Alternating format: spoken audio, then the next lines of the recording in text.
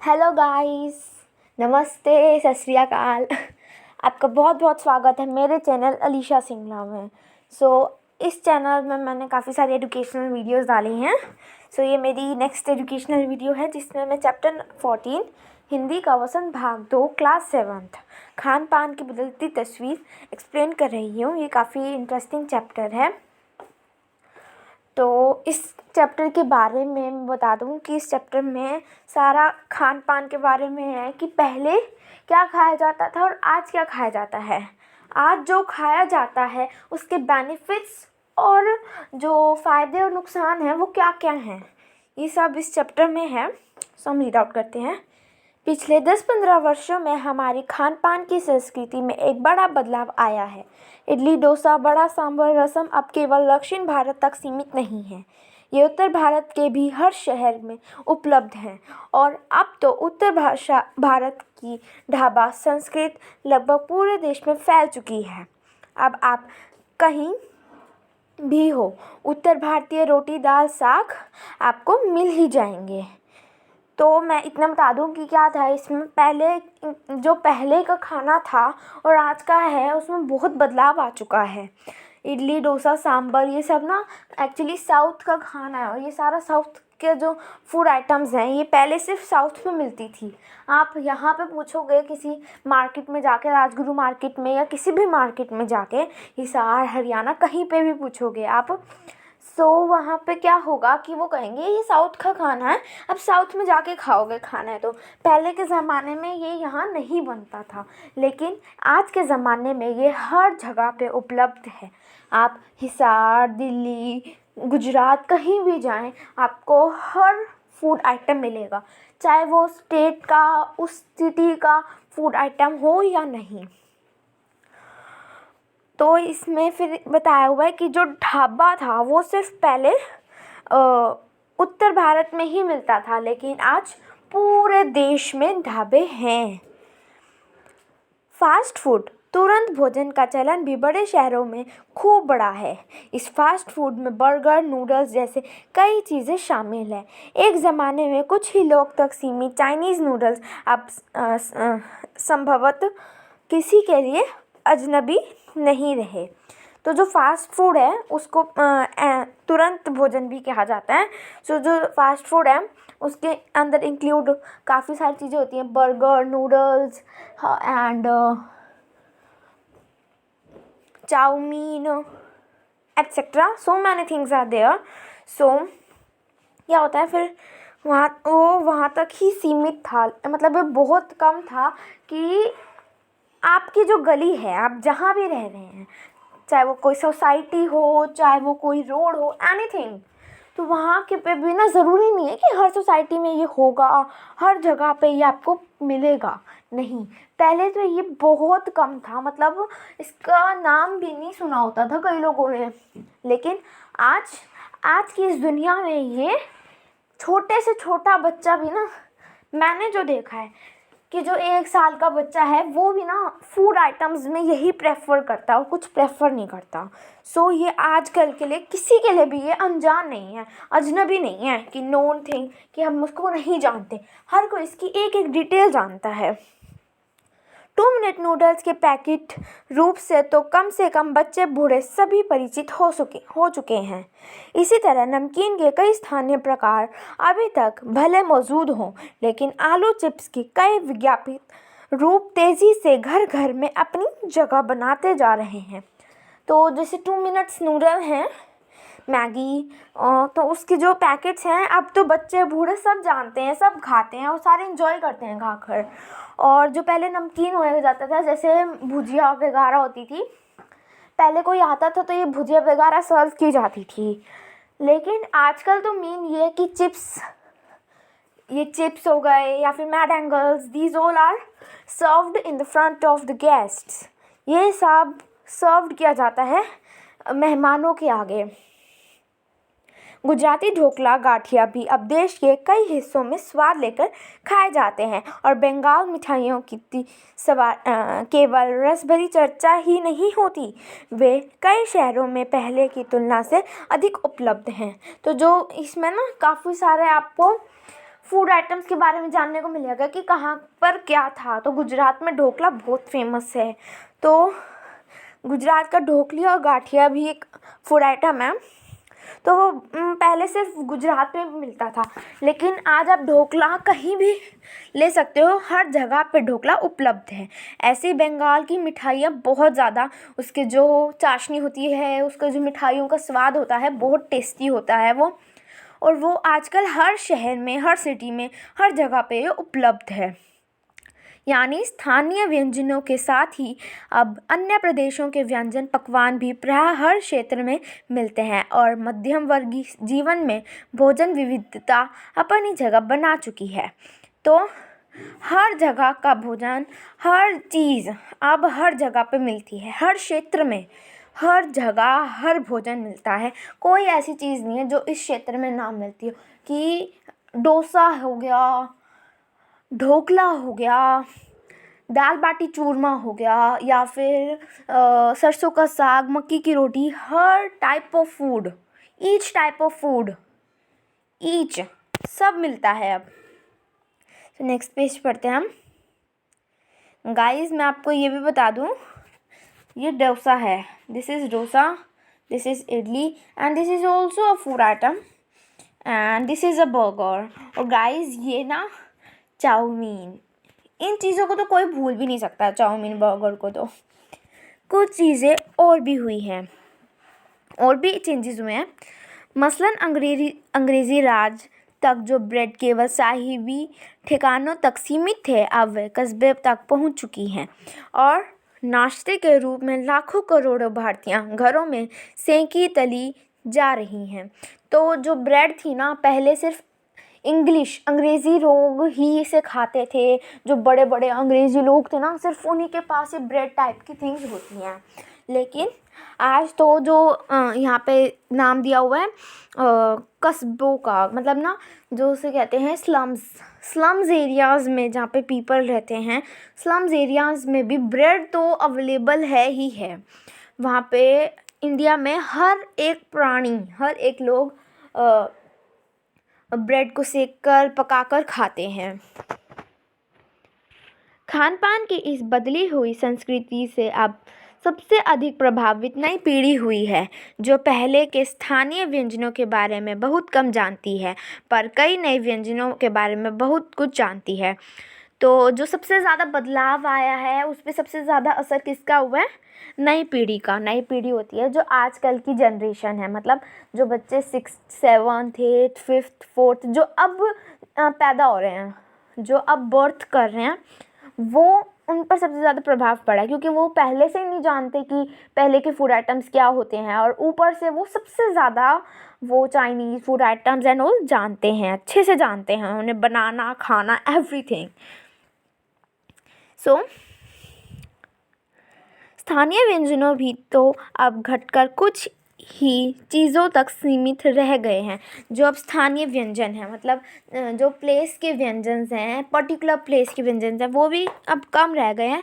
बम्बई की पाव भाजी और दिल्ली के छोले कुलचे की दुनिया पहले की दुनिया से बड़ी ज़रूर है। सो गाइज़, अब हमें ये भी पता लग गया कि बम्बई में पाव भाजी और दिल्ली में छोले कुलचे खाए जाते थे और खाए जाते हैं। तो पहले कम खाए जाते थे, लेकिन आज ज़्यादा खाए जाते हैं, पर अन्य स्थानीय व्यंजनों की दुनिया में छोटी हुई है। ये दोनों तो बड़े हैं, लेकिन डोसा, इडली, सांभर जो पर्टिकुलर प्लेस की थिंग्स हैं वो घट चुकी हैं, अब वो कम हो गई हैं। जानकार ये भी बताते हैं कि मथुरा के पेड़े और आगरा के पेठे नमकीन में अब वह बात कहाँ रही। तो जो जानकार होते हैं, जो रिपोर्टर्स वगैरह एंड ऑल, वो ये भी बताते हैं कि पहले के ज़माने में ना, जो भी पास से भी गुज़रता था ना आगरा और मथुरा के, वो ना अब पेड़े और पेठे ज़रूर लेके जाया करता था। बहुत बहुत ज़्यादा फेमस थी ये चीज़ें, लेकिन आजकल वो स्वाद नहीं है। गाइस आजकल ना कंपटीशन बहुत ज़्यादा है, उसके कारण ना सारे सोचते हैं कि हम ना ज़्यादा बनाएं जिससे ज़्यादा बिके और हमारे को ज़्यादा पैसे आएँ, लेकिन टेस्ट का कोई ध्यान नहीं देता मोस्टली टाइम्स। यानी जो चीज़ें बची भी हुई हैं उनकी गुणवत्ता में फ़र्क पड़ा है। मतलब जो भी चीज़ें बच भी गई हैं ना, जो ज़्यादा ख़त्म नहीं हुई हैं, उनमें भी अब क्वालिटी में फ़र्क है। सॉरी। फिर मौसम और ऋतुओं के अनुसार फलों, उद्यानों से जो व्यंजन और पकवान बना करते थे, उन्हें बनाने की फुर्सत भी अब कितने लोगों को ही रह गई है। अब गृहिणियों का यह कामकाजी महिलाओं के लिए खरबूज के बीज सुखाने, छीलने और उनसे व्यंजन तैयार करना सचमुच दुख साध्य है। तो ना गाइस, जैसे ऋतु होते हैं, जैसे हर मौसम के जो फूड आइटम्स होती हैं, उनसे पकवान बनाना पहले की तरह संभव नहीं रहा है। क्योंकि पहले बॉयज़ तो जाते थे, मैन काम पर तो जाते थे, लेकिन आजकल वुमेन्स भी वर्क पर जाती हैं, इसलिए उनके पास भी टाइम नहीं है। इसलिए फिर वो सोचते हैं कि जल्दी जल्दी कुछ भी बनाकर खा लें। उनके पास इतना टाइम नहीं होता, because they also have to work, उन्हें भी काम करना है।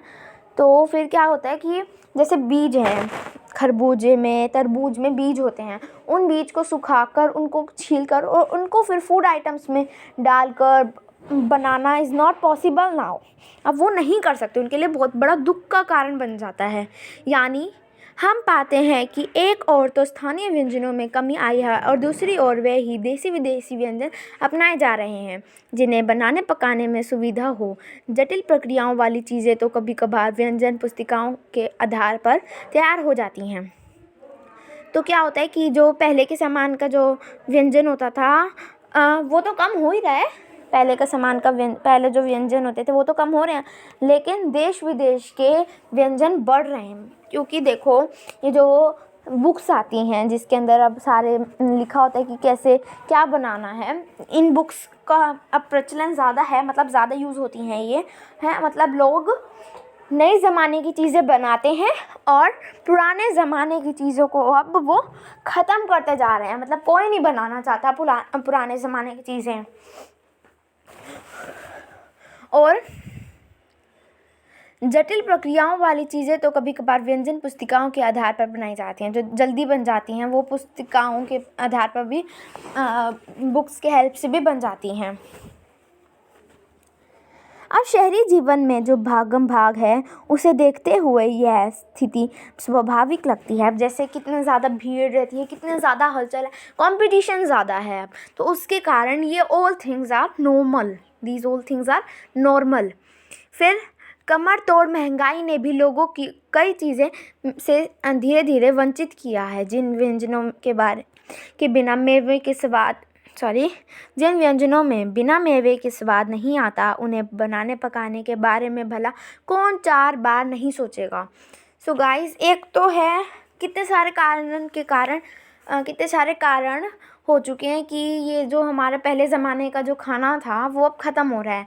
एक तो महिलाएं जा रही हैं बाहर काम पे हैं, दूसरा ये फास्ट फूड आ रहे हैं, और तीसरा ये है कि महंगाई, एक कमर तोड़ महंगाई, मतलब बहुत ज़्यादा महंगाई जो हो चुकी है, उसके कारण ये सब कुछ अब बंद हो रहा है। कोई सोचते हैं कि हम इतने पैसे खर्च करें खाने पर, हम इतना सामान लाएं, मेवा ख़रीदें कुछ बनाने के लिए, और बिना मेवे के कोई मिठाई इतनी अच्छी भी नहीं लगती बनाने के लिए, फिर कोई सोचता भी नहीं है। खान पान की जो एक मिश्रित संस्कृति बनी है, इसके अपने सकारात्मक पक्ष भी हैं। गृहिणियों का और कामकाज महिलाओं को अब जल्दी तैयार हो जाने वाली विविधताएं व्यंजनों की विविधताएं उपलब्ध हैं। नई पीढ़ियों को देश विदेश के व्यंजनों को जानने का सहयोग मिला है, भले ही किन्हीं कारणों से और किन्हीं खास रूपों में, क्योंकि यह भी एक सच्चाई है कि ये विविध व्यंजन इन्हें निखालिस रूप में उपलब्ध नहीं हैं। तो गाइस, अब जो इसके हमने अभी नेगेटिव रोल्स सारे पढ़े, अब हम इसके सकारात्मक मतलब पॉजिटिव रोल्स पढ़ेंगे। तो अब क्या है कि जो कामकाजी महिलाएं हैं, जो वुमेन्स जो वर्क पर जाती हैं, उन वुमेन्स के लिए अब जल्दी तैयार होने वाले व्यंजन भी अब उनके लिए हैं कि वो जल्दी बनाकर जल्दी जाएं।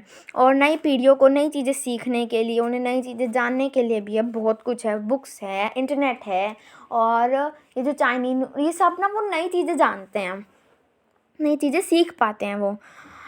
आज़ादी के बाद उद्योग धंधों, नौकरियां, तबादलों का जो एक नया विस्तार हुआ है, उसके कारण भी खान पान की चीज़ें किसी एक प्रदेश से दूसरे प्रदेश में पहुंची हैं। बड़े शहरों में मध्यम वर्गीय स्कूल में जब दोपहर के टिफ़िन के वक्त बच्चे के टिफ़िन डिब्बे खुलते हैं तो उनसे विभिन्न प्रदेशों के व्यंजनों की एक खुशबू उठती है। तो अब जैसे आज़ादी हुई है उसके बाद से सारे मिलजुल कर भी रहते हैं। अब बच्चे टिफ़िन लाते हैं तो उस टिफ़िन में अलग अलग खुशबुएँ आती हैं।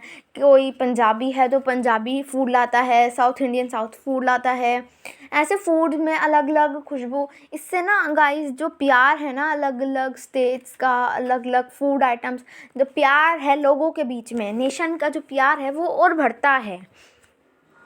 हम खान पान से भी एक दूसरे को जानते हैं, हम इससे जान पाते हैं एक दूसरे को।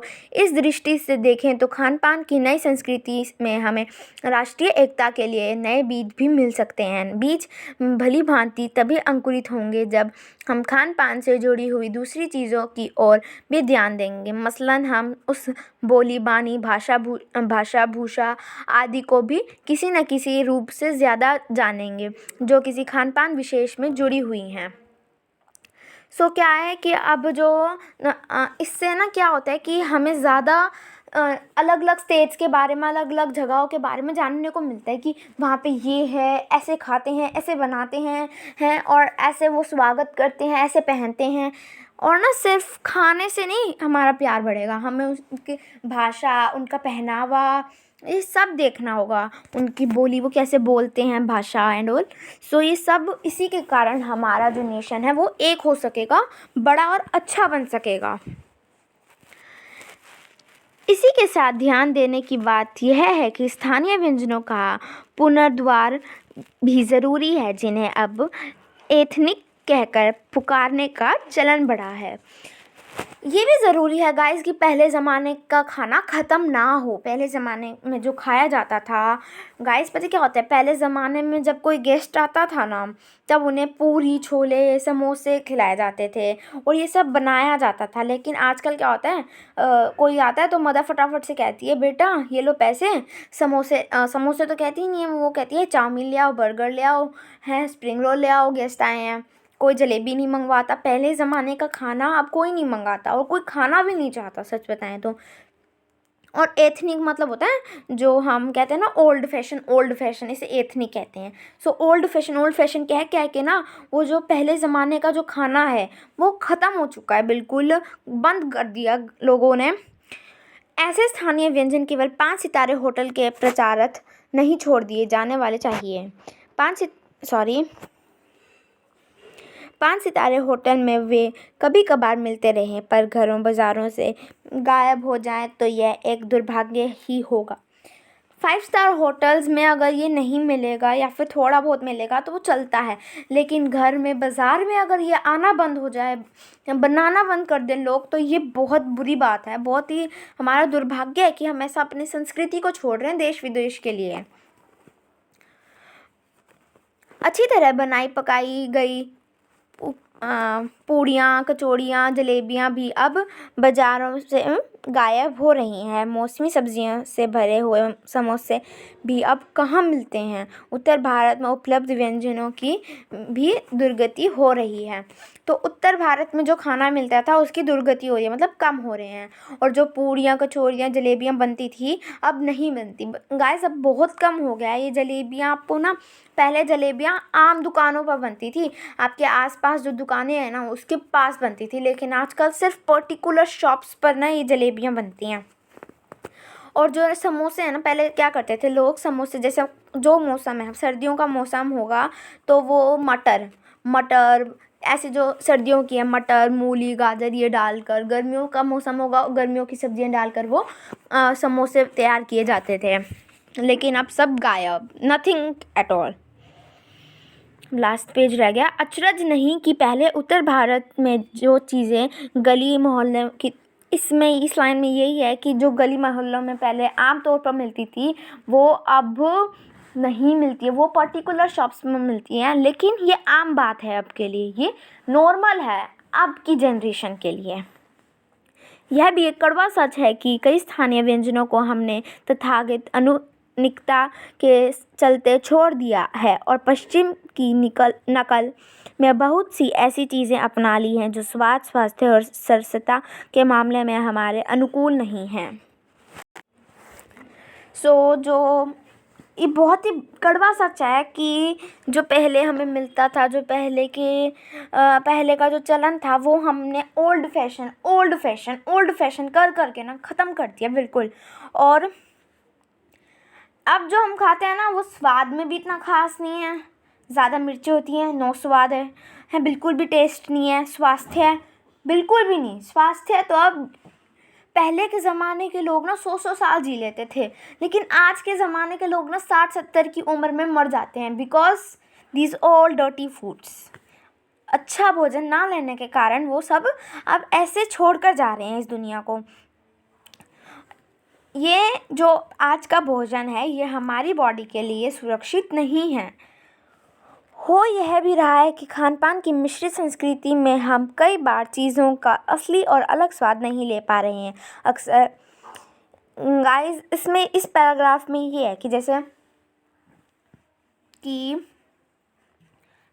हम किसी पार्टी शादी में जाते हैं, हम ना देखते हैं, देखने से हम उस सामान को उठाते हैं, देखने से खाने को उठाते हैं कि वाह कितना अच्छा खाना है, कितना अच्छा दिख रहा है, मैं तो ये लेता हूँ, ये टेस्ट करता हूँ, चाहे हमें अच्छे ना लगे, लेकिन फिर भी हम प्लेट भर के ले लेते हैं और अपनी बड़ी सारी प्लेट भर लेते हैं, और चाहे खाएं ना खाएं लेकिन इतना सारा सामान ले लेते हैं। और क्या करते हैं फिर, गड़बड़ हो जाती है कि ये भी खा लिया, मिठाई भी खा ली, खट्टा भी खा लिया, मीठा भी खा लिया, सब खा लिया है, चाहे अच्छा लगे ना लगे, ठूस लिया अच्छे से है, तो क्या होता है फिर, गड़बड़ हो जाता है। असली टेस्ट तो पता ही नहीं लगता किसी चीज़ का, सारा वो अजीब सा होता है कि कंटिन्यूसली। एक और एग्जांपल दे देती हूँ कि जैसे मान लो आप 5-6 फैमिलीज़ हो, मिलकर कहीं जा रहे हो, तो वहाँ पे किसी को कह दिया आप चावल बना लाना, आप पुलाव बना लाना, आप खिचड़ी बना लाना, आप फ्रूट चाट बना लाना, आप सलाद काट लेना, आप ये कर लेना, आप वो कर लेना, और कंटिन्यूसली खाई जाओगे, तो वो फिर आपकी बॉडी भी ख़राब होएगी और आपको टेस्ट भी नहीं पता लगेगा। और कई बार तो ये होता है कि कोई सोचता है मैंने तो ये फर्स्ट टाइम ट्राई किया, मैंने अब बहुत अच्छा बना था पिछली बार, तो ये मैं सबको टेस्ट कराती हूँ, बताऊँगी कि वाह मुझे भी कितना अच्छा खाना बनाना आता है। और फिर सारे सोचते भी हैं हाँ इतने बड़ा बोल दिया, खा के भी देख लेते हैं। ऐसे ना गाइस बहुत ज़्यादा ना फिर हमारे को ना किसी भी एक चीज़ का भी टेस्ट ढंग से नहीं आता, वो सारा ना जो टेस्ट होता है ना वो सारा ख़राब हो जाता है। हम अक्सर एक ही प्लेट में कई तरह के, कई बार तो बिल्कुल विपरीत प्रकृति वाले व्यंजन परोस लेना चाहते हैं। तो मैंने यही बताया कि हम बिल्कुल ही अलग अलग भोजन ले लेते हैं। इसलिए खान पीन की जो मिश्रित विविध संस्कृति बनी है और लग यही रहा है कि यही और अधिक विकसित होने वाली है, उसे तरह तरह के जांचते रहना ज़रूरी है। सो गाइज़, अब हमें यही लग रहा है कि ये जो खाना है, ये जो पहले ज़माने का फूड है, ये सब अब तो फिर भी थोड़ा बहुत है, लेकिन अब थोड़े टाइम में बिल्कुल विकसित हो जाएगा। नथिंग एट ऑल, कुछ भी नहीं मिलेगा आपको ये सब, क्योंकि सब फिनिश हो जाएगा ये। इसलिए ज़रूरी है कि हम पहले के खाने को भी आज के खाने के साथ मिलाकर खाएं। We should eat all the items, not only junk food, not only fast food. We should eat all types of food items. So guys, ये था चैप्टर खान पान की बदलती तस्वीर। ये चैप्टर बनाया गया था, लिखा गया था प्रयाग शुक्ल के द्वारा। गाइस, मैंने इतना बड़ा समझाया, आप मुझे प्लीज़ इतना तो बताना कि आप आगे से ट्राई करोगे फूड आइटम्स जो पहले ज़माने के थे या नहीं, और आपको मेरी एक्सप्लेनेशन अच्छी लगी तो प्लीज़ बताना कमेंट बॉक्स में, और लाइक बटन ज़रूर प्रेस करना। एंड अगर आपने सब्सक्राइब ऑप्शन नहीं प्रेस किया अभी तक, so please press the subscribe option and the bell button near it, so that you can see my videos, the recently updated videos. Please guys, bye guys, bye bye.